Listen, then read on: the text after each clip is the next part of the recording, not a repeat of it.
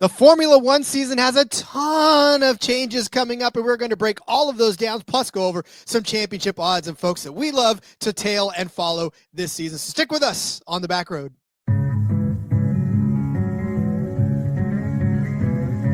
a non-points race, but it is a short race. Checkered flag. That's all this race is.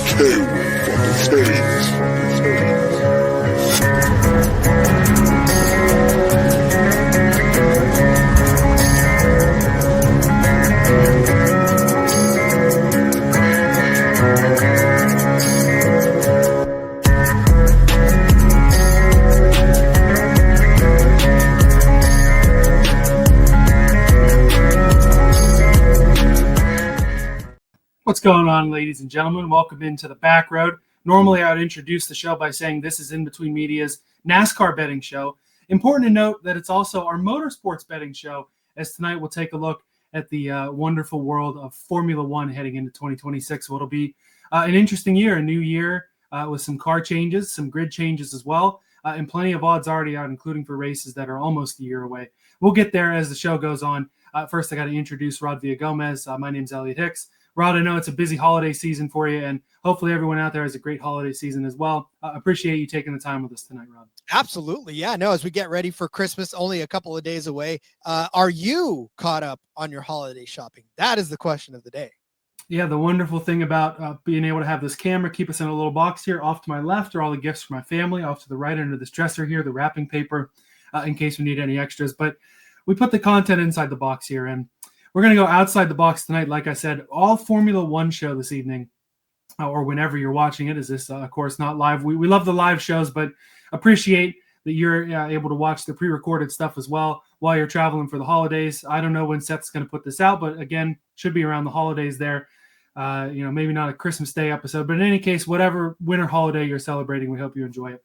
And thanks for spending some time with us along with it. In the Horizon Forecast tonight, we'll look ahead to the 2026 F1 season, taking a look at the grid, the changes, the schedule, car changes, lots of fun going on. Then we'll crack open the books in the parking garage props. We got the odds boards, the main storylines with the odds. We'll preview all of what the books have on offer, and we'll break down some of our favorite odds as well as we go through it all. And we're talking about fun over the holidays. A lot of fun over in the IBT Racing family as well. And what's really exciting over there now is that it is now free to join and gain access to the chat with our analysts, and it's free to access the memorabilia giveaways as well. So if you want to chat with myself, with yourself, Rod, with Seth, with Ryan from My Fantasy Race, and the great group that's over there, you can do that now without a charge. And also the memorabilia giveaways that we're working on getting more consistent, you can enter into those as well.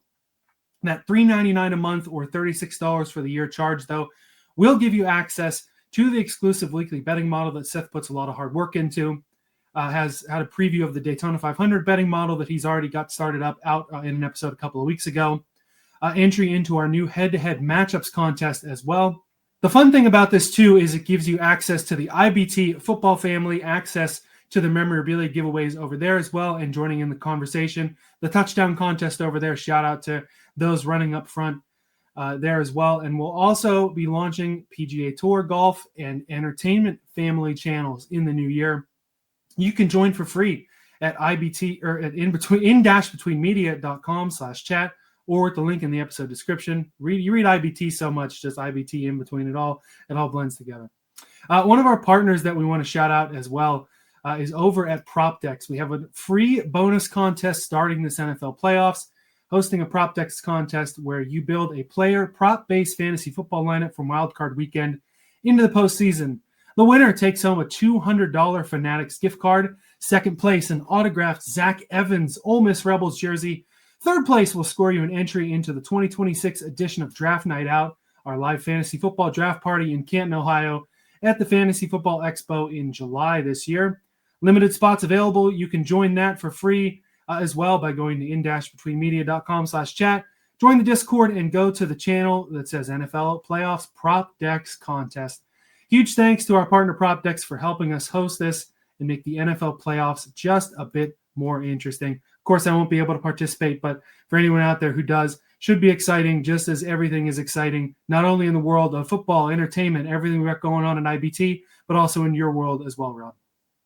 Yeah, and what's more exciting too is that all of these channels are opening up, and Survivor season 50 is happening this coming year. And I know that we cover Survivor on the IBT site, so we can carry that conversation over to the Discord, where we can have tons of fun talking about Survivor, which I think I will be partaking in. Yeah, I haven't gotten deep into seasons of Survivor, but watching episodes here and there, it seems like a good time. And Survivor 50, part of it is they're bringing back older contestants, right? Or did I make that up? Yeah, so all the contestants have already competed at least once, all of them in season 50, and not to mention they've given control of a lot of the games and a lot of the what's going on to the fans. So idols and all that other good stuff. They've given the fans the chance to vote on that. So this will be a lot of fun to see how this season plans out. That does sound really entertaining. I'm sure the folks over at Popcorn and Root Beer and the wider IBT family will have you covered on that, as well as all the wonderful world of the NFL playoffs and golf like we were chatting about. Best ways to support us at IBT, like we said, go join the family, whether free version or paid version. Stream the audio edition of this show on Apple Podcasts, Talking West Tennessee 101.5 FM. Shout out to everyone streaming there or listening there terrestrially, so to speak, 8 o'clock Saturday nights there. Links to all the fun in the episode description. Easiest way to support. Give this video a thumbs up and subscribe. And Rod, lots of good ways to support you, the NASCAR Gambling Podcast, and So You Like Sports as well. RJ Villagomez is the best place to support you over on Twitter, yeah? Yeah, you could just follow me there at RJ Villagomez on Twitter, where I shout at things and I lament all kinds of stuff that happens in my life. So, yeah, no, it's a lot of fun. Plus, like you said, So You Like Sports, gearing that back up again as the Olympics start. So we'll be having Olympic coverage there. Yeah, people like sports. Lots of good. This is a Winter Olympics, right? So I'm looking forward to the bobsled content. Maybe some figure skating over there. That'll be fun. And, of course, we're recording this on Monday night before the 49ers play on Monday Night Football. So if you want to see Rod's takes about how that game went, fingers crossed those Niners do well for you, Rod, and get a win like my Steelers did in a wild finish there against Detroit. Anyway, you're not here for football. We're here for racing. We will get in to the Formula One season breakdown. We don't need to look in the rear view. We already talked about what happened in Lando Norris's 2025 championship. So let's start to look ahead in the Horizon Forecast. Hey, Michael, it was only 20% chance of rain. I think we got all 20.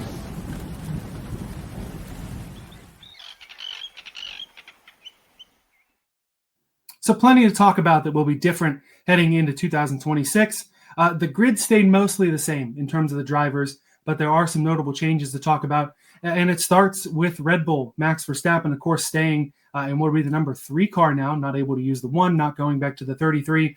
And as much as he wanted number 69, got the permission from Daniel Ricciardo to use the number 3, so a little MV3 action there. Isaac Hadjar will be his teammate with a promotion, in air quotes, to the second Red Bull car, replacing Yuki Tsunoda. Tsunoda will now be the reserve driver for the Red Bull family of teams, so to speak. And like I said, Hadjar was a guy who really impressed us at times this year, driving the Racing Bulls of E-Car, whatever you want to call it. But going to that second Red Bull, it has been, I don't want to say a place for careers to die, but I mean, Checo had to spend a year out of the sport. Tsunoda now not in the grid, not on the grid this year in 2026. I'm a little worried about Hadjar. I don't know how you're feeling, Ron. So this is a mixed bag for me because, again, we do think that Isaac Hadjar deserves the promotion, right? He showed that he can elevate that Racing Bulls equipment. And I think really, Elliot, that's what gives me hope that he will be a better second driver than was Lawson, than was Tsunoda. Like these guys, you know, they're good drivers in their own right. And actually Liam Lawson actually did elevate that Racing Bulls equipment toward the end of the season last year, but Yuki Tsunoda kind of let that fall off. And where Checo a couple of seasons ago, before last year, before he really wasn't a factor at all, it was them. I mean, that's why they won the Constructors Championship. That's why they were able to stay competitive all season long, is because it felt like Checo was pushing Max to be the better driver that he was. Not that Max needed it very much, but, you know, we were looking at some double podiums, a lot of top 6 finishes for Red Bull. I don't know what happened to Perez last year or 2 years ago before he exited, but now, you know, it feels like that, yes, that second Red Bull seat might be cursed, but I feel like if anybody can resurrect that and sort of bring that back into, it is Isaac Hadjar, because he was not heralded nearly as much as, let's say, a Kimi Antonelli, let's say even a Gabriel Bortoleto. Like these guys kind of came in with a little more thunder than Hadjar, and Hadjar just quietly did his job and was finishing in the points. And when you're talking about finishing in the points for most teams, it's like, yeah, you should do that. But Racing Bulls, we hadn't seen that level of consistency over the last couple of seasons where we were like, yeah, these guys are going to finish in the points every week. And then we were starting to have conversations about him finishing in the top 6 week after week. So I feel like I'm cautiously optimistic that Hadjar can have a good season in that second seat for Red Bull. He even nabbed a podium too in that V-Carb seat. So impressive young prospect that, like you said, he'll want to elevate that seat. And maybe the new engine program they have going on over there, Red Bull / Ford engines now for those teams, could help them out as well. We mentioned Hadjar vacating the seat at Racing Bulls. Liam Lawson remains there, but Arvid Lindblad will replace Hadjar, an 18-year-old, 6th in F2 points last year, had 2 sprint and 1 feature wins. Didn't watch a lot of F2, so I don't know much about this kid's racecraft and things like that, but if you're 18 and you're on the main F1 grid, that's got to be a good sign. Just ask Kimi Antonelli, right? He had to go out. He went and finished on the podium and then went to school the next day, and everybody was like, oh, hey, Kimi, what's up? But yeah, these kids, man, they're getting their shots. And like we said, that last season, this Racing Bulls team was not one that you could take for granted that would be at the bottom of the grid every single week. These guys were actually competing for points finishes. And so for me, I'm wondering if Lawson can teach the kid a little bit on how to be that consistent, and maybe he doesn't need it. I don't know, but it'll be fun. It'll be fun to watch another young driver mature.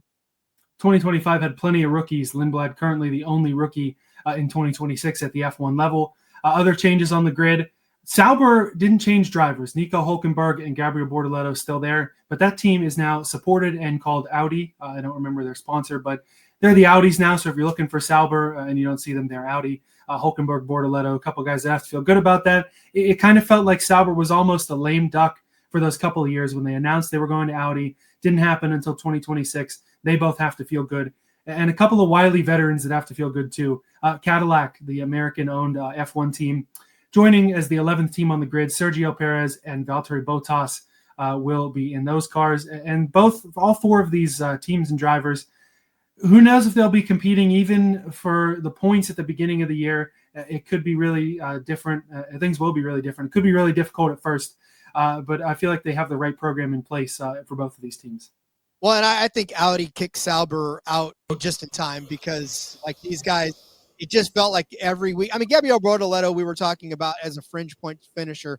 You know, he was a 13th place, a 12th place, and would every once in a while sniff points. So I feel like this is probably the right move for them, obviously, to finally get this program going back up again. And then as for the Cadillac, we just talked about Perez, right? He was one of these guys that would be on the podium with Max most weeks, and it was always them, and he would win a few here and there. I guess my question / concern is, does he have enough to drive this type of equipment? And with everything being brand new, what can we expect out of this new Cadillac team? And now with 22 cars on the starting grid, Elliot, that's probably one of the bigger changes, because now you're not dealing with just 19 other cars. Now you got another couple of cars to deal with on a week-to-week basis. And what does that do to everybody, not let alone the newer teams and the newer drivers? Yeah, it doesn't seem like much from the couch or from the broadcast booth, but definitely a big change there to add that 11th team back to the garage, to the what's the word I'm thinking of? What do they call it over there? The paddock, of course. Slipped my mind there. But yeah, I'm excited to see Bottas back in a full-time ride. He's the kind of guy who really drives to the level of his equipment, maybe helps out the team. You know, I'm sure he was a good source for a guy like Kimi Antonelli to lean on in his rookie F1 season. Drove pretty well for Mercedes when he was in that second car aside Lewis Hamilton. Not so good when he was with Sauber, but Sauber is just not so good either. So we know that however good they are, Bottas will make sure that it's in the appropriate place on the grid, whether it's 6th place or whether it's 16th place or a little lower. We'll have to see. Unchanged seats on the grid. McLaren still rolling with Lando Norris and Oscar Piastri. George Russell, Kimi Antonelli staying in the Mercedes rides. Charles Leclerc and Lewis Hamilton stick with Ferrari, hoping to rebound after a rough 25. Carlos Sainz, Alex Albon continuing the Williams resurgence. Fernando Alonso and Lance Stroll over at Aston Martin remain. Esteban Ocon and Oliver Behrman, a second year each in the Haas cars. Pierre Gasly and Franco Colapinto get to start the year in the Alpines. We know Alpine can switch around some seats there. Who knows what Colapinto's future will be there. But in any case, Consistency, probably a good thing. I know there's some things on the NASCAR side. Not much change there in the Cup Series. Only Connor Zilic coming in and Justin Haley going out. But I think a consistent grid at the top level of motorsports is not necessarily a bad thing. Nobody on this list is a true embarrassment or anything like that. Nobody needed to get out of here. And sometimes in F1, you see that where guys are so clearly below a level, whether that's part of the team's fault or whatever. But this feels like a pretty good grid heading into 26. Well, and I think it's funny because we talk about a down season for Ferrari and they finished 5th and 6th like that. I know that's a down season for Ferrari when they're used to finishing, 2nd, 3rd, or 4th in the points, but to finish 5th and 6th and to consider that a down season, I'm sure Sauber would have loved to have had a down season where their drivers finished 5th and 6th, right? So yeah, for me, this is more of a situation where you're right. The fact that most of these teams are staying intact, especially the championship team of McLaren, the Mercedes guys who obviously George fitting into that driver number 1 at the Mercedes team with a strong run from Kimi Antonelli to bring up the second seat, which I feel like that might even be more of a competition this year than we think it might be between Kimi and George heading into 2026. But there's a lot of great stuff out there for bettors, especially because, the odds last season felt like it was more up in the air than any other season before, right? We saw Oscar kind of jump out to a points lead. Then we saw Lando start to dig into that. And then Max come tearing up at the end. And if you look at the odds sheet, which we will later on in the episode, there's a lot of good stuff to take advantage of. And all of these changes just mean that there's more uncertainty and yet the same level of certainty, I guess, at the same time in the drivers. But I just feel like it's a kind of wide open season and it's exciting with all the changes. Yeah, it'll be exciting, no doubt. You mentioned it. We'll talk a little later in the show. A look at the championship odds board as well as Constructors championship odds, the matchups against each team's 2 drivers, and then also breaking down some outrights for the Australian GP already up and even some odds on the Vegas GP that'll take place next November. We'll sneak in that as well. First, we got to talk about some of the changes. First, with the schedule, 24 races once again, which I think is an all-time high for F1. Begins with the Australian GP. That'll take place March 8th. Ends at Abu Dhabi once again, December the 6th. The one big schedule change in terms of tracks, the Madrid, I think they're calling it, the Madrid Grand Prix will replace Imola. That race will take place in September. One that irked a lot of motorsports fans across the world and will certainly irk us when we get to that day. The Canada GP up at Circuit Gilles Villeneuve in Montreal will move to that Memorial Day Sunday, taking place on the same day as the Coca-Cola 600 and the Indianapolis 500. What's more troublesome is it will run directly against the greatest spectacle in racing when formerly Monaco would be in the early morning. You'd have Indy in the afternoon, Coke 600 in the evening. F1 is, placing their what on the table and saying, we think we can get more viewers than the Indy 500. Monaco will move to June 7th, a couple weeks after as a result. Sprint race weekends will return at China, Miami, Canada, Silverstone, and Great Britain, the Dutch Grand Prix, and the Singapore Grand Prix as well. Anything of note other than what we talked about on the schedule this year? I mean, given that I usually record most of them anyways and don't wake up at 4 o'clock in the morning, I'm not going to be too mad about the head-to-head with the Indy 500 because I'll probably just tape F1 anyways and watch Indy and then come back and watch the F1 race. I don't mind dodging spoilers. Look, I think this 24 race schedule is good for the sport. It's better for the sport because, they're not taking the gigantic weeks off between races too, where it's kind of like the same in Indy, right? They closed up the schedule a little bit to not have these gigantic gaps in the schedule because that turns a lot of racing fans off who, especially from the NASCAR world, are used to having a race every Sunday with maybe a couple of exceptions on weekends that we can already kind of plan on them not being races. So yeah, this is good for them. Looking forward to the flow. Australia to open up the season. That's going to be interesting. Yeah, that has been a fun race the last couple of years. And yeah, that's part of why they moved Canada around to not have to jump over to Monaco after being in the US and that sort of area, and then come back for Canada, which was previously in June or July, somewhere in there. They're kind of condensing things, but I do appreciate that just the wide range of the dates in the schedule. I mean, IndyCar started in March or April, and they were wrapped up at the end of September. It felt really weird to have the racing season end that early. With F1, they start a couple weeks after NASCAR, but then that little hangover you have after Phoenix, you still can watch the F1 season finish up. And it was a heck of a finish this year in the World Championship, of course. And the big the elephant in the room is the cars are going to be a lot different next year. The ground effect era is over. That's one of the big things that involve the floors of the car. You see on the graphic there a rendering of what it looks like. And it doesn't look that different from afar, but a lot of changes. Like I said, ground effect is over. The cars in general, quote, shorter, narrower, lighter, and nimbler. Shorter wheelbase, narrower tires, a simpler front and rear wing system that they'll be able to move as well during races, and some active aero that'll see wing movement. And DRS is no more. There's now overtake mode and also a little boost mode they have in there as well. Just kind of making things a little more streamlined, hopefully a little easier to pass, kind of improving the racing product there, but also being more sustainable. New power units in the cars, approximately a 50-50 split of gas and electric, and those fuels will be advanced sustainable fuels as well. So definitely moving away from that era of old where you'd have those old screaming engines 20 years ago, but moving toward a more sustainable F1 and what a lot of people hope for, especially NASCAR fans. You see a lot of passing in NASCAR. You don't see a lot of passing in F1. They give out an Overtake of the Year award for F1. I don't think they give away a Pass of the Year in NASCAR. There's just so many of them. But better racing can only be a good thing. And these cars, kind of a combination of all of that good stuff. Maybe better racing, more sustainable. I don't know how it is on price points, but F1 has so much money they don't care.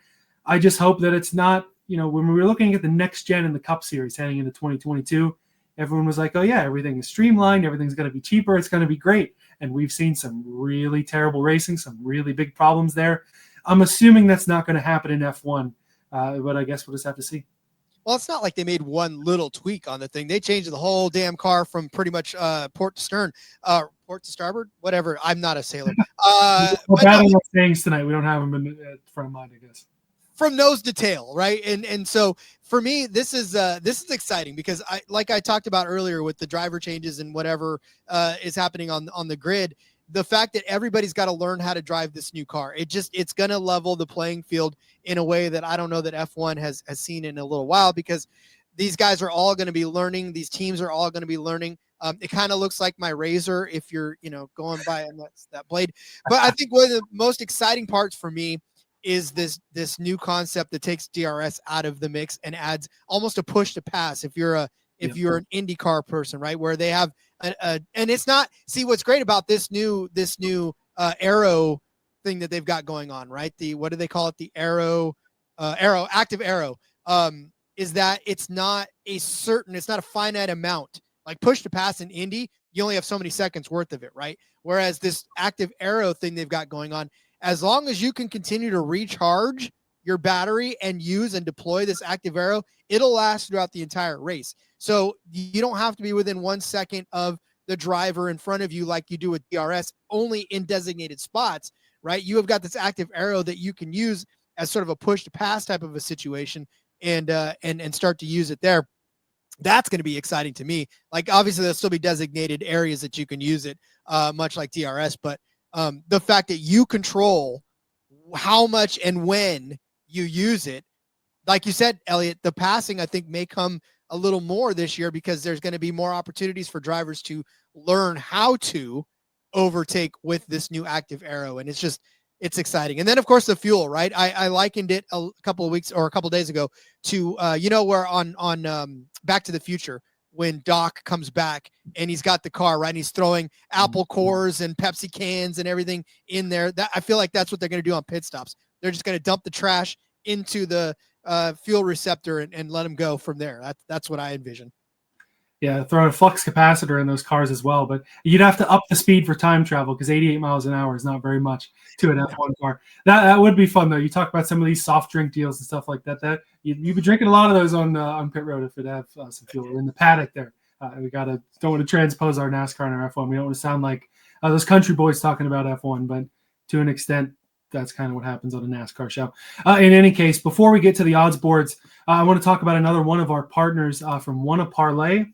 WannaParlay creates fun and exciting competitions that connect people. It embodies the joy of winning, the heartbreak of almost winning, and all the other emotions that you'll experience during competition. This comes from the brains of former Kansas State college football players, a pair of them.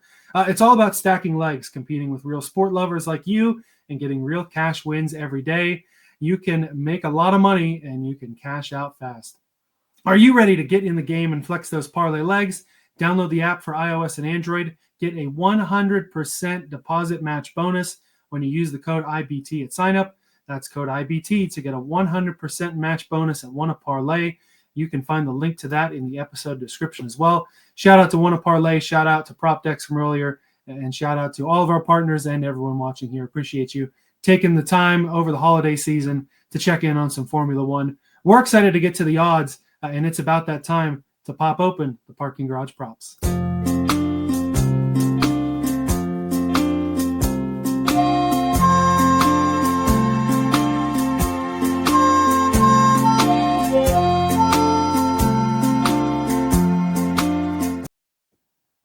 Hey, it has us in the right spot. Thanks, StreamYard. So plenty of storylines here with the initial odds that have come out. A few different books have F1 odds out already, so I kind of split things up, give some love to all the books. We ranked the books and what we thought of them maybe a month or so ago. Go and check out that episode if you haven't seen it yet. After this one, have some free time. Go see what we think of the books. My favorite book was Bet365, and that's the book that I'm using for our F1 World Championship initial odds. Max Verstappen leads the way at plus 250, driving that number 3 again. Almost kind of a new life with him, how he ran at the end of the year. Even with a Red Bull that in the F1 level was probably not quite as good at the McLaren, still came insanely close to taking home a 5th consecutive World Championship. I believe it was just 2 points at the end of the day that Lando Norris was able to hold on by. Plus 250, it seems like low odds, but especially this from a couple of years ago. The Max Verstappen odds of old in the Red Bull dominant era, a plus 250 for the World Championship, comparing then to now, honestly might not sound that bad. Yeah, you would have loved, absolutely. You would have just ran to the counter and knocked everybody over to get plus 250 for Max Verstappen a couple of seasons ago. And again, it seems like such short odds for the guy that didn't get it done last year. But like you said, he was only 2 points behind. I mean, that's 2 points, right? When you consider where we thought Max would have been by the end of the season, I guess 6-7 races into it, right? Even more than that. Like, I know I didn't do it on purpose. It just kind of came out of that way. See how ingrained we are. But yeah, I mean, to me, this is, and I talked about it a little bit too on the NASCAR Gambling Podcast, in that Max Verstappen, you feel like if you believe in him now, then take the 250, right? Take the plus 250. You can sit on that. He's plus 300 on some books to win the Australian Grand Prix to begin the year. So you might want to just do that and have your money right away. But if you don't mind having it tied up, this is the way to go, because he's not going to get any better, and he's not going to get any, well, he may get a little bit longer if he comes out and doesn't win a few races to begin it. But, it's just, I don't know that this is one that's going to change too much, but if you believe in it now, take it now before it does go to shorter odds. Yeah. If you're looking at this number and having a little bit of concern, if you're looking for something longer, you're almost expecting McLaren to come out and be as dominant as they were, or as we'll talk about in a moment, buying into those big expectations for Mercedes or some of the other teams on the grid. We know that Verstappen is a good enough driver to win and to compete regardless of the car. When he had the best car in the paddock, won almost every damn race out there a couple of years ago. When he didn't have the best car, a car that talented drivers. I mean, we were talking some crap earlier. I was talking some crap, not you. I'm not going to put you in that boat. But on your Checo Perez's, Liam Lawson's, Yuki Tsunoda's, all those guys that did not take that second Red Bull to anywhere near the lengths that it should have been the last couple of years. That's because the car was probably not as good.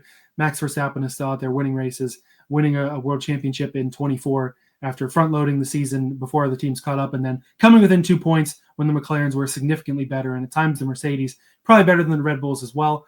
Obviously, the number is going to go down if he comes out, wins a few of the first races. If he doesn't, you could see it move up a little bit, but I'd be surprised if this is any higher than maybe a 4-1 throughout the bulk of the year. Of course, when we get later in the year, if he's like mathematically out of it, obviously it'll be different. But in the first half of the year, it'd be really surprising to get a better number than this. So I kind of don't hate this. I don't know if I'm going to bet it, but a plus 250 is not that insulting of a number, nor are the numbers for McLaren. Norris is plus 275 to repeat as the world champion. Oscar Piastri at plus 550. The numbers on Piastri across the board, as we'll talk about more later, they're the most intriguing to me out of any. He had a world championship level season just a couple of blips on the radar, was really consistent, especially in that early to middle part of the year. Would have been a very deserving champion if he'd been able to get it done, but he's just not nearly on the same level odds-wise as Max or Lando are, and that really opens the book for value in my mind. If you want even juicier, I'll tell you right now on BetMGM, he's 7-1, Oscar Piastri, to win the championship. And that to me speaks loudly about where they think Piastri is in line with Lando Norris. And this is, if anything, right? Max Verstappen going to be the 1A driver at Red Bull until there's some other person that knocks him off of his pedestal, right? And I don't see that happening at all anytime soon, because, Hadjar is going to be good, but he's not going to be that good. Whereas at McLaren, for the longest time, Piastri was the 1A driver. He was the guy that everyone was like, all right, putting all of our Norris team orders are to let Piastri go, right? Or swap with it. And so then as Piastri started to wane in the middle of the season and Norris started to catch him, well, now Norris is 1A. So there's no clear driver in McLaren that makes you go, well, this guy's going to get more attention. It's whoever is running the best. And so if Piastri starts running better, I guarantee you this number is not going to stay at plus 550, at 7-1. Wherever it's at, it's not going to stay there, because if Piastri rips off, he had 7 wins last year, right? We're talking 7 wins on a championship run. I didn't get all the way there, but a championship run, right? You cannot ignore that. And for him to jump out at 550, even at 7-1, that's a little bit of disrespect on a guy that really was in the conversation more often than he wasn't. Yeah, I'm almost surprised to see the variance between books. We'll talk about a few of those as well. If I like it at 5.5, I like it a lot at 7. And 7 wins for Oscar. That doesn't include a couple of near misses, like at the Australian Grand Prix, leading the race or running up front in the wet and just kind of slipping and losing a lot of spots there. That would be a heck of a way to open the year, get a win at your home GP, and then really start that championship run. That might even move the odds right off the bat, getting that first win there.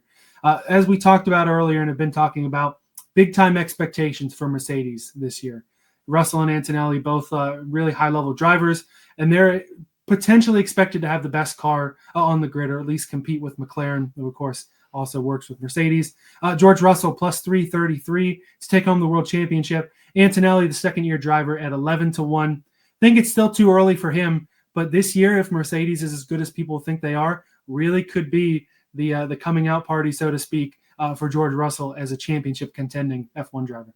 And the only question about that at all, right? And it's the conversation about winning. You have to be able to put wins together in order to compete for a championship, right? Because 2 wins isn't going to get it done. That's the most he's ever had in a season, George Russell. You've got to be able to turn more of those podiums into actual wins, because if you want to compete with the Landos, with the Verstappens, with the Piastris at this point, right?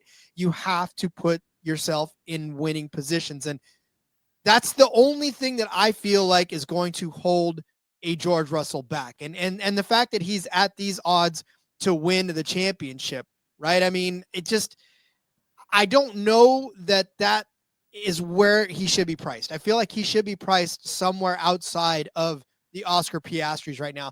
That is where I would feel comfortable putting money on him, because at 3-1, you're risking too much for something that I feel like is still another season away, maybe. And if he comes out and starts winning races, okay, then maybe I'm wrong at plus 333, but we just haven't seen him put together enough wins to be a legit championship contender this yet in his career. So I don't know. Maybe this is the year, but boy, when you talk about Max and Lando and Oscar already getting it done, that's crazy. Now, as for Kimi, Cody, my co-host from the NASCAR Gambling Podcast, made a point. Could Kimi be the next Piastri, and where we see him take a huge step forward in his, in his young season? I don't know. I'd love to see it. I love Kimi. I love him as a driver. But again, it's kind of a tough decision, or it's kind of a tough conversation to have, given that Mercedes hasn't been that much in the conversation for a championship so far. Yeah, for Antonelli to really have a chance, I mean, Mercedes is going to have to blow everybody out of the water.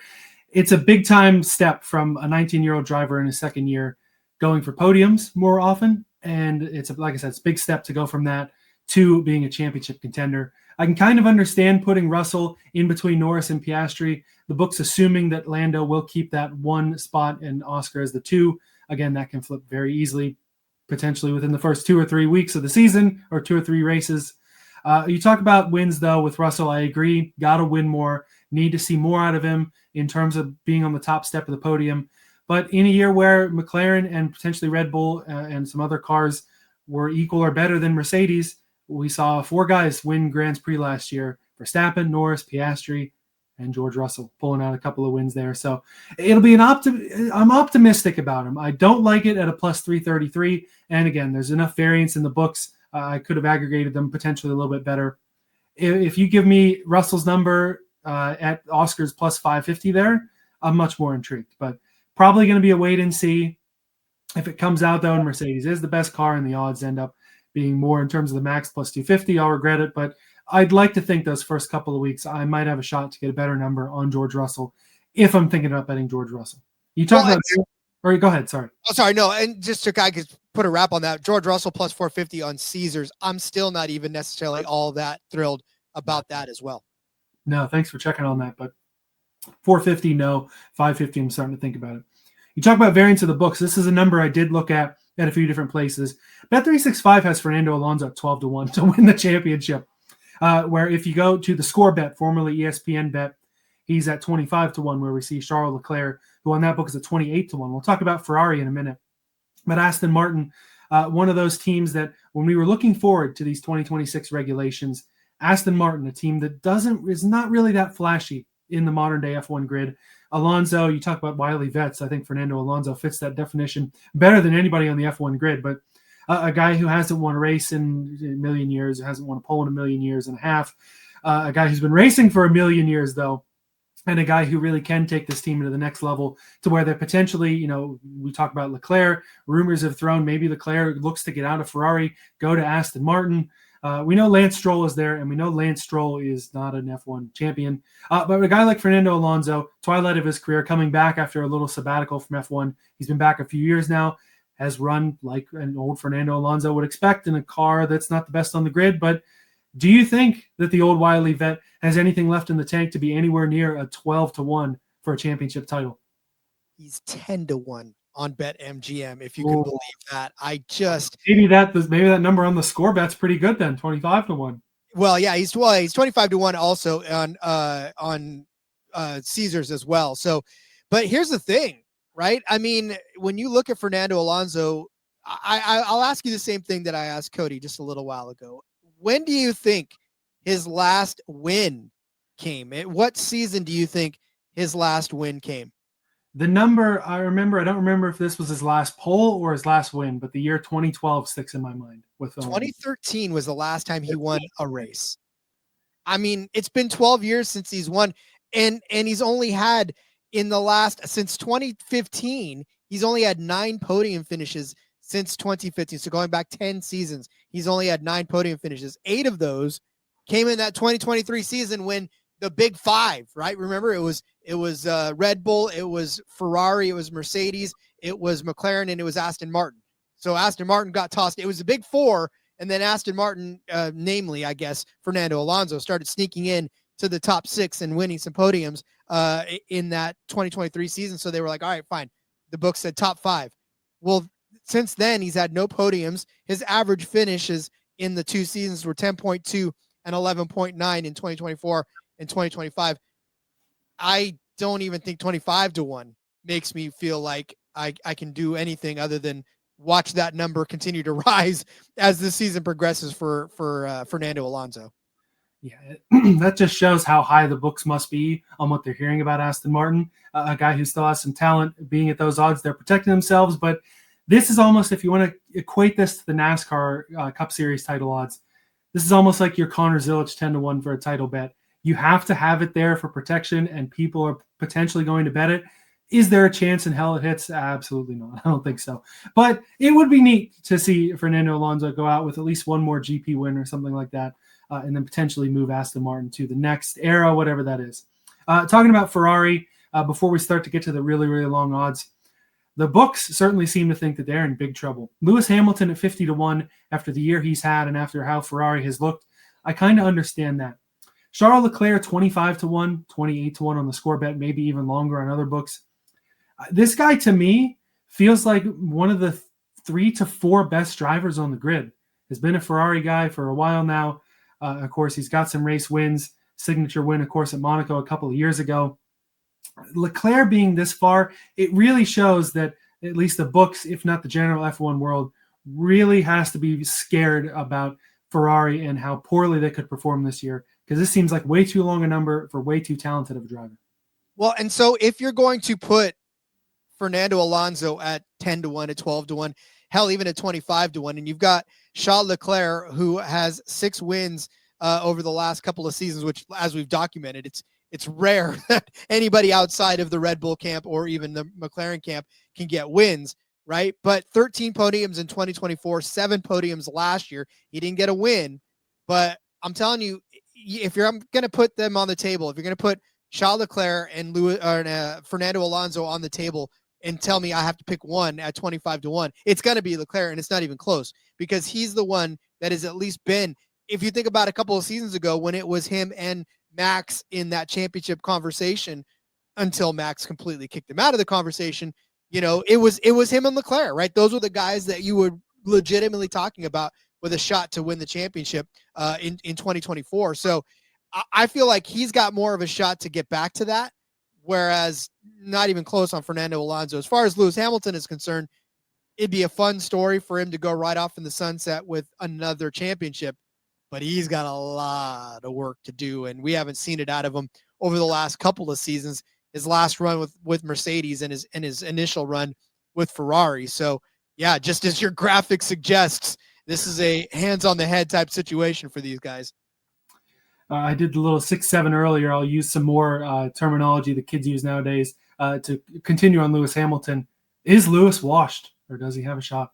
He might be cooked. I mean, that literally, it's just, but here's the thing, right? And this is why Cody said it earlier. We hate doing these episodes, because it's not as if we're sitting there saying they were horrible drivers, because obviously you can never say that about Lewis Hamilton. You can never say that he's not been one of the best drivers in the entire sport, if not the best driver in the entire sport. It's just at some point you hit that wall where, the success and the failure the graph starts to get a little bit skewed in the wrong direction. And, here we are talking about him in the tail end of his career. I would have loved to have talked about him in the height of his career. This had been a Max Verstappen type conversation that we're having back in the day. But unfortunately, we just can't have those conversations because the results aren't the same. No, and that's the big point here is Father Time is undefeated. It's part of why I'm worried about Denny Hamlin on the NASCAR side this year. I don't want to bring up bad memories, but it's kind of what we saw with Jimmy Johnson, champion of the sport in 2016, gets his final win 2017, never is really able to run the same. A guy, Lewis Hamilton, a fellow 7-time champ. Mercedes, got a couple of wins in those last couple of years. Had the sprint win early in the year in what were illegal cars in China, as it turned out. May have been illegal in the sprint too, I don't know. But for Lewis, it's tough because Ferrari definitely were not what they wanted to be. That's evident by Leclerc not winning a race either. But Hamilton at times, we saw it the last few races. It wasn't just Lewis Hamilton wasn't competing for podiums and race wins. It was Lewis Hamilton's not making it out of Q1 in the last few races of the year. It definitely was troublesome for the Ferrari folks. And it does open up the odds, though. If you're buying into them being better, you're getting some really good value. Just as you are down the grid, the remaining 14 drivers on the grid are at 100-1 or more. You look at the 100-1s, Albon, Sainz, Hadjar, Stroll, Behrman, and Gasly. Nico Hulkenberg is 150-1. And then at 200-1, you have Lindblad, Ocon, Colapinto, Bortoleto, Lawson, and the two on your screen here, Perez and Bottas. You can't even say do any of them have a prayer at winning the World Drivers' Championship, because that would take some absolutely absurd things happening. Do any of them have a prayer to win a race this year? I would like to say yes, but you and I both know that in F1, unless you're part of that big fraternity of McLaren and Red Bull and Ferrari and Mercedes, it's very tough for you to win a race, let alone a championship. So as fun as it would be to speculate on any of these guys winning championships, like you said, it'd be fun to maybe say, does Checo Perez take this Cadillac into the constructors championship and whatever, or the driver's championship. But yeah, I can't see it happening. As far as winning races is concerned, give me the right odds. Maybe we'll talk about it. But I can't see anybody outside of that unless Perez does, find himself out. The Bottas, you could have argued a couple of seasons ago that he would have had a good shot when he was with Sauber, but he just never really got it done. So yeah, I don't know. Perez may be the guy that I'm kind of going, okay, well, maybe I'll look at the odds and see if he could take the Cadillac into victory lane. But it's tough. It's tough to have any of these guys outside of, the Landos and the four that we talked about earlier to win a race. So yeah, I mean, as fun it is to see these big numbers, you might as well just Venmo me and you take your money and put it to better use. Yeah, we can do better things with that here at IBT or everything you got going on there than you would there. In terms of those guys that could maybe win a race, I mean, obviously there are crazy situations, weird things happening with safety cars and rain races and things like that. Maybe Sainz, maybe Hadjar. And hey, I would love if Cadillac comes out and runs like crazy because Lord knows that the United States and Formula One, not enough good happens in between there. Logan Sargent, the most recent American F1 driver, certainly didn't turn out well. You got Colton Herta in F2 this year. We don't have any F2 odds here, but that'll keep me more interested in F2, seeing maybe if Colton Herta can make the jump from IndyCar and maybe get in this Cadillac seat maybe as soon as next year if one of these two guys decides, hey, I don't want to deal with this. And in terms of how the constructors look, Cadillac, I don't think they're going to go for a constructor's title, but there are plenty of teams that would potentially want to. And the odds start with McLaren and Mercedes, both at plus 137. Ferrari is at 6-1, Red Bull 10-1, Aston Martin, again, a little inflated here. Ferrari really inflated compared to their driver's title numbers, which confused me.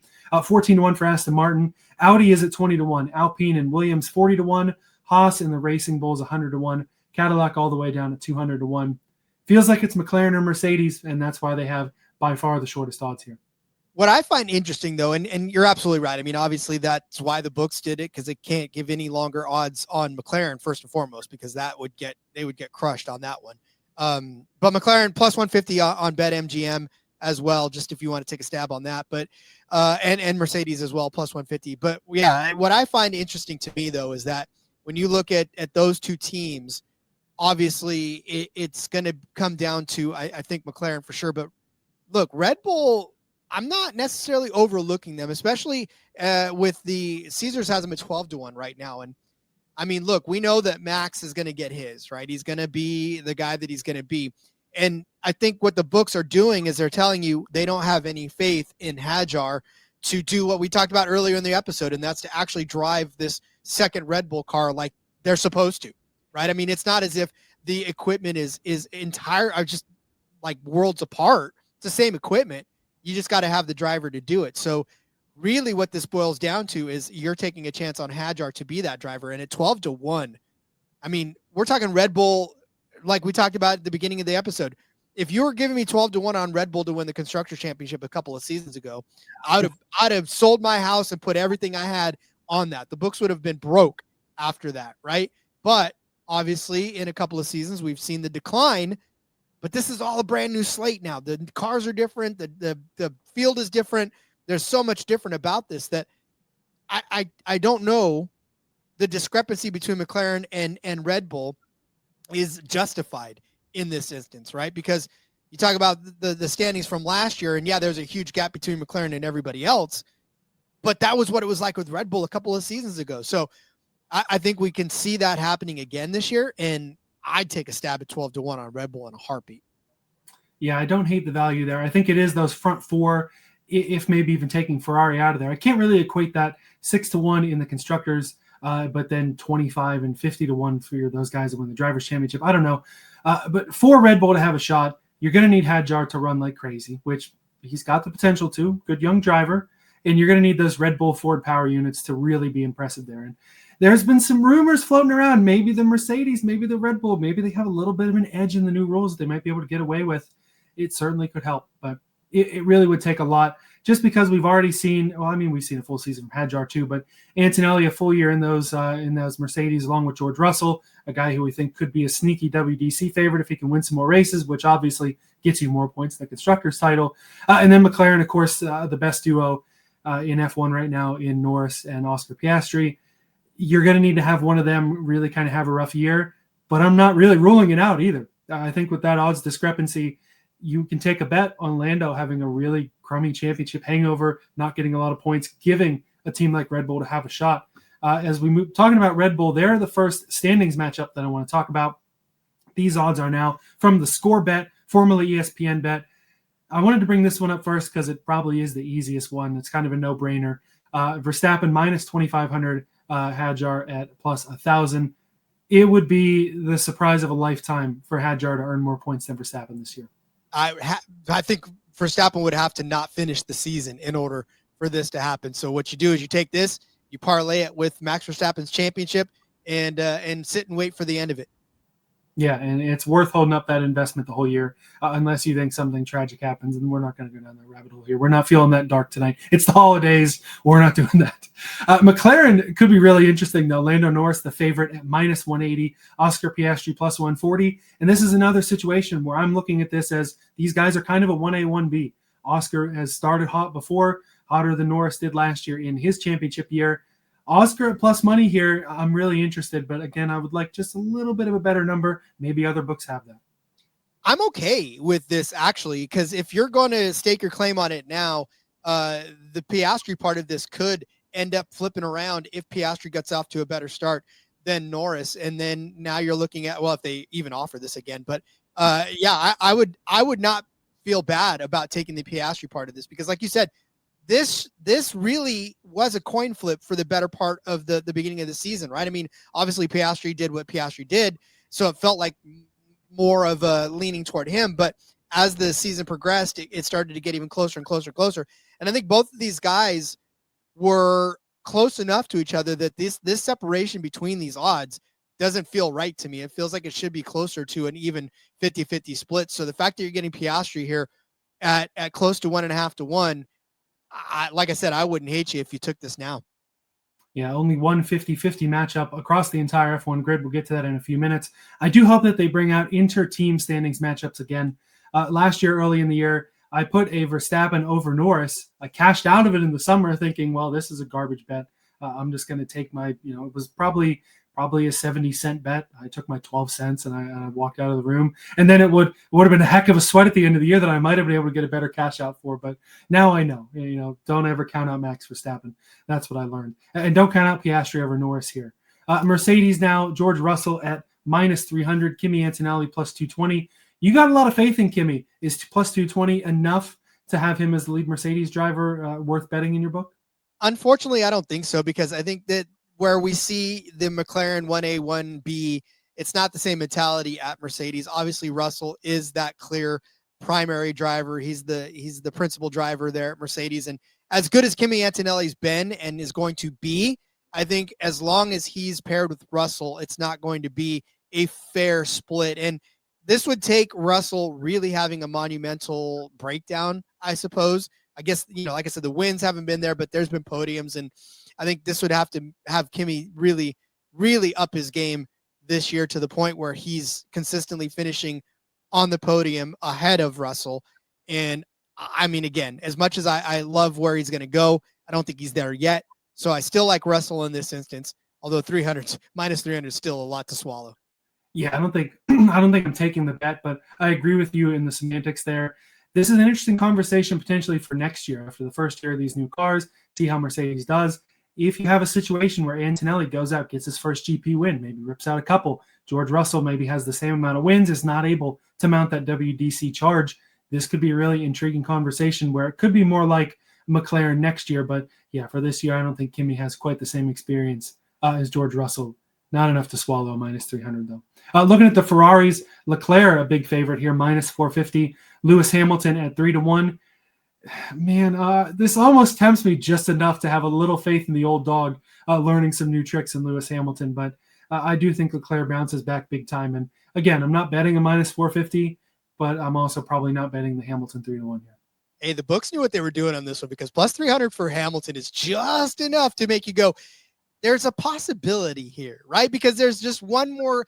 I don't know how many more seasons we're going to get out of Hamilton. I'm sure he probably doesn't even know what that number is right now. He's probably contemplating it right now as the offseason progresses. So Does he make that final charge? I mean, we keep doing this in NASCAR with Kyle Busch and with Denny Hamlin, right? We keep saying, I don't know how many times we're going to see these guys on the track. And the same can be said for Lewis Hamilton. So does he make one dramatic charge to the front and really make himself go out on that high note? Or is this sort of a fade in the background like you had brought up with Jimmy Johnson, right? We're watching the past champions just sort of bow out of the sport with a whimper. So, yeah, I mean, my heart says I want to see that one more time with Hamilton, but my head's saying that minus 450 for Leclerc is exactly the right number for this. And with Kyle Busch, though, he hasn't won in 2 full seasons over on the NASCAR side. May not win again in his Cup career, but I bet between the 3 of us for the Daytona 500, I bet at least one of us is going to sniff whatever his outright is. Seth previewed those odds a couple of weeks ago, and of course, we'll talk about the Daytona 500 plenty as it comes around on the NASCAR side. You talk about that even split. They have on the Cadillac side, Perez and Bottas both at minus 115. Like I said, my lean here is Bottas. It feels like your lean here is probably Checo. Yeah, I mean, for what it's worth, we've seen Perez do so much in that Red Bull equipment when it was him and Max just sort of duking it out last year. The problem with last year, the year that Sergio Perez was sort of ushered out of the Red Bull team, I don't know what happened. Like he started out the season okay, and then before we know it, it just seemed like there was a huge drop off, and a lot like Lewis Hamilton, we were watching Checo miss out on some qualification process and just really sort of go downhill after that. And I don't know if it was a lack of concentration. I don't know if it was just a bunch of distractions in the paddock. Who knows? I don't think any of us have really gotten the full story completely. So I feel like this is his opportunity, especially after a year off, to come back and say, all right, I'm ready to go. Let's do this. I've driven at a high level for the couple seasons I was at Red Bull. I can do this again. And then as far as Bottas is concerned, yeah, a good, fantastic driver a few years ago, sort of fallen on the hard times and in really bad equipment. So does this new equipment give him the chance to do it? Yeah, but I still think, like I said, Perez has got more fire underneath him to show you guys prematurely let me go out of that good ride, and I'm here to show you made a mistake. Yeah, and with Checo, it could just be second Red Bull shenanigans. I mean, toward the end of the year with Yuki Tsunoda, they were just making straight-up mistakes on the setup or on the equipment that they're not making on Max Verstappen's car. So, yeah, definitely a chip on their shoulder for both of these guys. Both were out of F1 as Bottas was a reserve driver for Mercedes. I don't know if Checo was around the grid at all. He wasn't. He certainly didn't get as much publicity, that's for sure, if he was. But, yeah, both these guys back in, and it'll be an exciting one. Maybe this is one that I'll throw down on. The only one that I've thrown down on so far, though, is over in the Audi camp. Nico Hulkenberg is minus 300 to be over Gabriel Bortoleto at plus 220. I went with the youngster here, Bortoleto at plus 220, threw a little bit down on this bet. I think it was just a bonus bet from the score that they gave me. But in any case, I'm placing my faith in the young driver. He showed some growing pains. There were some big-time mistakes. I can't remember which track, but one corner, he sent it over way too far late in the season, destroyed that car. Definitely some growing pains, but the kid's an F2 champ. Hulkenberg is not a bad driver, but I think in a new era of Audi from Sauber, they're going to be having some good faith in what they've got. The kid in his second season, I think it's going to be closer than we think. I think it'll be Bortoleto that they would stick with longer term, potentially the Nico Hulkenberg, who, shout out to him for his podium last year for Sauber, one of the great moments of last season. But I feel like this is going to be a closer fight at the very least than the odds board suggests. And what's crazy is that was his only career podium in Formula One. Like that, if you're start talking about who to take over who to take, yeah, a guy with the storied career that Hulkenberg has had as far as just the longevity is concerned, right? But to only have one career podium finish, that's so frustrating. And Gabriel Bortoleto knocking on points finishes week in and week out for him. So yeah, I do agree with you on that one. It didn't come to fruition this year, but I have a feeling that he's going to elevate his equipment enough to finish better than Hulkenberg, especially in this new situation, right? There's everything brand new. Hulkenberg's going to have to relearn something, and so is Bortoleto, but Bortoleto's got a lot less to forget than Hulkenberg does in this instance. Yeah, that'll be interesting to see, especially early in the year. Is it enough of a change to have some of those old dogs take some extra time to learn new tricks? Could we see some of the younger drivers with less experience perform better early in the year? it'll be fun to watch. And I'm sure with this bet, I'm sure it'll be a year-long sweat. We may get to Abu Dhabi next December and be like, man, I'm still sweating out that bet that I put out almost a full year ago. But we'll see how it goes there. Williams is another kind of exciting one here. Just them as a team.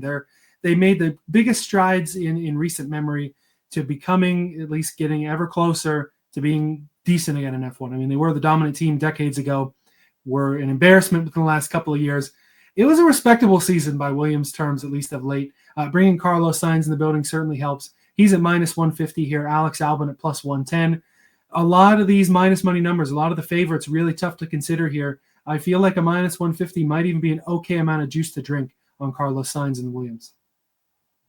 Last season, it was Alex Albon who was actually 8th and Carlos Sainz was 9th. So that would have cashed in Albon's favor last year by just one position. And honestly, Elliot, I feel like this is going to be another one of those instances where it's only going to be one position that separates these guys. And like you said, shout out to Sainz for his podiums last year in Williams equipment.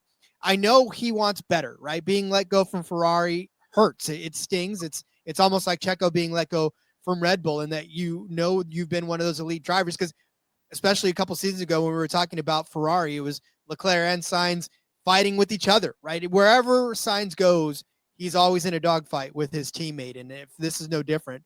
But I think another year of Sainz now in Williams and kind of driving his ass off in that car may do good for him. So minus 150, yeah, that's kind of juicy, but I like it because I don't know that Albon's going to finish a spot ahead of him this year.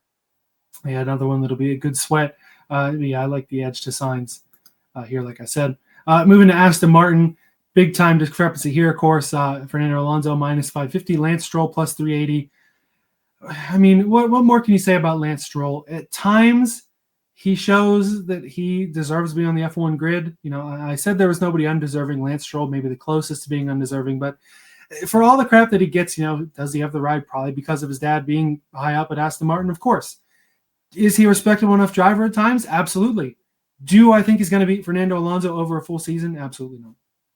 Yeah, it's tough. I mean, his average finish last year was 13.7. His average start was 15.7. So he improved a couple of spots on the grid overall, right? He had a points finish to end the year in Abu Dhabi, but I mean, I don't know. I honestly, like I said, it's just a matter of if I could take neither of these guys, then I would, just because I'm not high on Aston's upside this season. Yeah, I don't blame you there. It's going to be up in the air. And like we said, both of these drivers, if you did have Leclerc and Aston Martin, it'd be easier to have faith in their potential upgrades, but not to be this year with these two drivers. The Racing Bulls, V-Carb, whatever you want to call them, lots of different names for this wonderful second-tier Red Bull team. Liam Lawson, the favorite, minus 300. Lindblad at plus 220. This is one I'm going to stay off of for now because I just don't know enough about Arvid Lindblad and his driving style compared to Lawson. Lawson, one of those guys, deserving of an F1 ride, absolutely. Somebody that you're going to bet on to succeed week in, week out, be a really consistently strong driver, probably not either. It cracks me up that we know that Lewis is at 3-1, right? If we go back a couple, wasn't it 3-1 for Lewis to beat Charles Leclerc? Yep. And we've got Lindblad at plus 220. So they've got more faith that Lindblad is going to come in and do better for his teammate than Lewis Hamilton is as far as what they're offering you. But yeah, I mean, I wouldn't even bet either side of this, because there's a very real case that Lawson can come out and not do well, because we've seen that side of Lawson as well, right? And where the second Red Bull or the second Racing Bulls driver can come out and outperform Lawson, which is exactly what Hadjar did last year. And now he's in the big seat, and Lawson, who started in the big seat last year, isn't there now. And he's driving the first, I guess, the principal driver for Racing Bulls, which take that as it will. So yeah, I'm not going to do it, but I don't know. It'd be fun to kind of put a little bit on Lindblad just to say you did it and put your flag in the soil. Yeah, it could be a fun camp to be in, but not one I'm interested in. But I do agree. Your point on the Ferrari odds there, that says all you need to say really about Liam Lawson and what the books think. Two more teams left here. Alpine, Pierre Gasly, minus 700. Franco Colapinto, plus 400. The way Alpine's been the last few years, the way Colapinto looked this season, the amount of drivers that are kind of around the sidelines, I think I have more faith of Colapinto not finishing the season in an Alpine than I do of him finishing ahead of Gasly. Yeah. Well, and here's what's funny. Gasly finished 18th in the points, and Colapinto obviously didn't finish at all in the points. And yeah, I mean, it's not like this is a huge jump. You could probably take Colapinto and expect Gasly to have another season the way he did last year. So, this might be a fun camp to be in and say, all right, I called my shot. Colapinto finished higher than 19th, and we're good to go. Yeah, it does seem like with Gasly that we kind of know his upside. We kind of know what to expect from him, where Colapinto, I think this would be his first full season. He had the half year with Williams, most of the year with Alpine after they kicked Dewitt out of that other Alpine car. So yeah, I don't hate it, but not something I want to take. Haas is bringing up the rear as they used to much more often, but not the worst year because I feel like they got two pretty talented drivers in here. I would take Behrman and Ocon over their 2 years ago lineup of Hulkenberg and Magnussen. Some guys with some potential. I like Behrman's potential, minus 180 in this matchup. Esteban Ocon plus 140. Again, a little sporty young team. I don't really hate it. Maybe I have the American bias. Maybe I have the Haas is also a NASCAR bias. Maybe I just have something for Ollie Behrman. I know he's one of the underrated popular drivers in the sport. I don't think the odds are good enough for me to bet either side of this, but do you have a lean Behrman, Ocon in the Haas camp? Well, last year, Behrman did finish better than Ocon in the standings. Behrman 13th, Ocon 15th. I would do that again in a heartbeat. In fact, I would even take this. I would take the Behrman and parlay it with the other side of the Williams. I would take Sainz and Behrman and sort of put them together and see what I could go from there. Cause I'm sure that would be a pretty decent little parlay. Yeah, I don't hate that. I might have to file that in as soon as we get done here. We'll see what the odds are, and if I end up doing it, I'll throw it in the Discord. You can join the IBT Racing family for free. Link is in the description there. So that's the season-long bets, the markets that we have so far. Like I said, the only one that I'm down on right now is the Bortoleto over Hulkenberg over in the Audi camp, but maybe going to get down on some other bets. Some of those bets might be for the season opening race, the Australian Grand Prix. Taking place, I believe I said March the 8th. Let me scroll back up here in the sheet. Very professional here. March the 8th. I had it right. I should have just trusted myself. All right. So we have the outrights out for the Australian GP. I went over to Bet Rivers for these. So the Bet Rivers for these, the Score Bet, formerly ESPN Bet, is where I went for the match bets, and Bet365 for the season-long championship odds. The outright odds from Bet Rivers, Max Verstappen plus 275. George Russell, Lando Norris, both even at plus 300. Oscar Piastri is plus 450. Of that main tier of first drivers, I talked about, I kind of like Piastri on home turf. Verstappen being the favorite doesn't surprise me. Russell and Norris both being even as potentially what could be two of the WDC favorites in between. Again, no surprise either. Kind of what I expect here. Verstappen plus 275, also intriguing there. Your thoughts on the upper tier drivers? So on BetMGM, Piastri plus 650. I really, really like that one because, like you said, on home soil, this is one for him to come out and prove that he deserves to be seriously in the championship conversation this year, and that his 7-1 for the championship is too long of an odds for him. So I like that one for sure because obviously we talked about the congregation of wins last year between Piastri, Norris, and Verstappen, with George getting a couple of the outcasts there. But I mean, that's where the majority of the wins were concentrated, were between those three. And I don't see that slowing down too much this year. And what big way for Piastri to come out than to come back and win this race. So I really do like the plus 650. Verstappen 3-1 to win the first race of the season. The pressure's off of that one car. Now it's the 3 car. I think that would be the only one.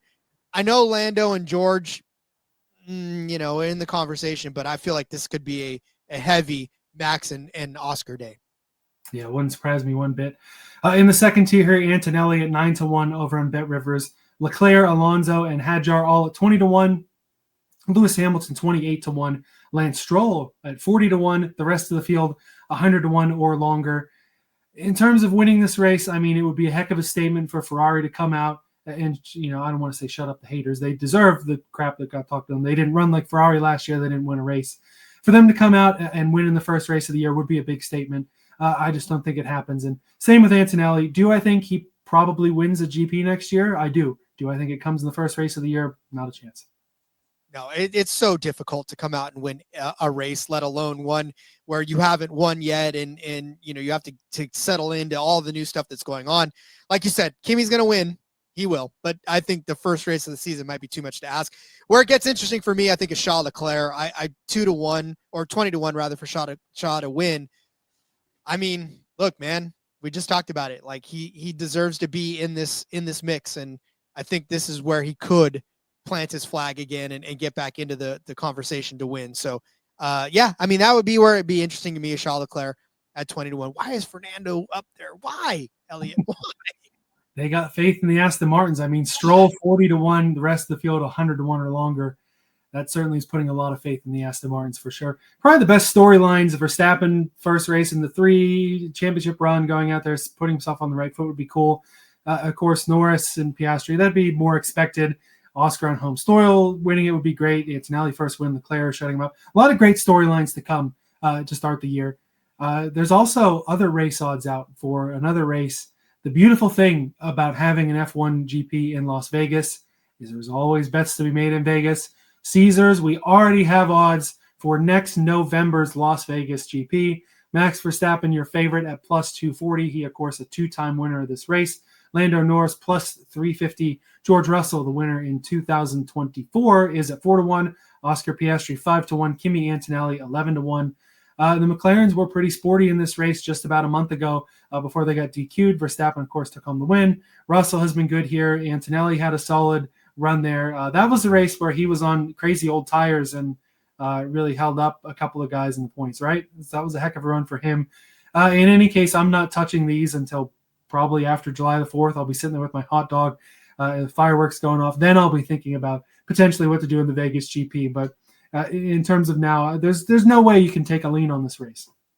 No, but it's fun to speculate. I mean, obviously, Max Verstappen is the guy that you always think of, especially in America, right? He's been one of those guys that keeps winning on American soil, and he's been doing that for the last couple of seasons. So does he continue it? But yeah, it's fun to look ahead.